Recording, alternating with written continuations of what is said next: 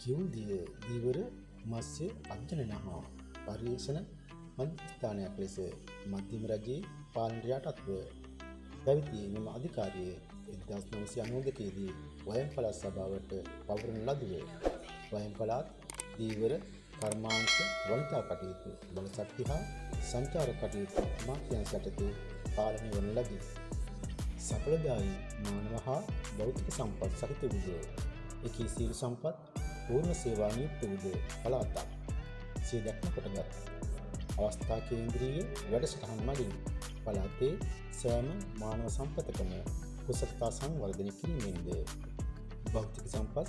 සංරක්ෂණය හා සංවර්ධනය කොට පරිසර හිතකාමී ලෙස ආදායම් ප්‍රබව බවට පත් කිරීමෙන්ද එකී සීල සම්පත් පූර්ණ සේවා නියුක්ත කිරීමෙන්ද සම්පත් සහභාගීත්වය තුළින් පළාත සංවර්ධනය කිරීම දැක්ම කොටගත් වයම් පළාත් තුළ පිහිටි මානව හා භෞතික සම්පත් සංරක්ෂණය කිරීම සංවර්ධනය කිරීම හා ඊට අදාළ උපාය මාර්ග ක්‍රියාත්මක කිරීම අරමුණු කරගත්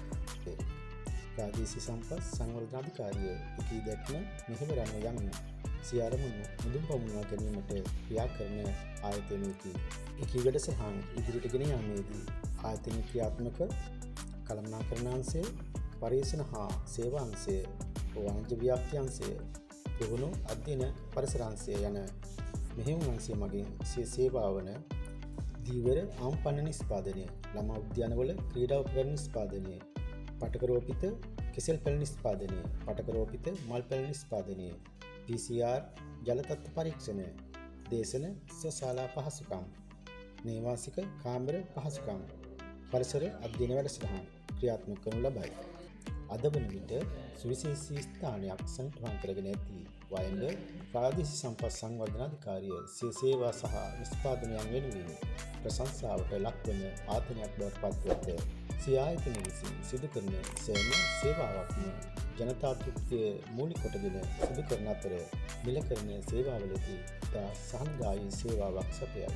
එම නිසාම වයඹ ප්‍රාදේශීය සම්පත් සංවර්ධන අධිකාරිය අද වන විට ඉතා සුවිශේෂී ආයතනයක් බවට පත්ව ඇති බව ඉතා අභිමානයෙන් ප්‍රකාශ කළ හැකිය.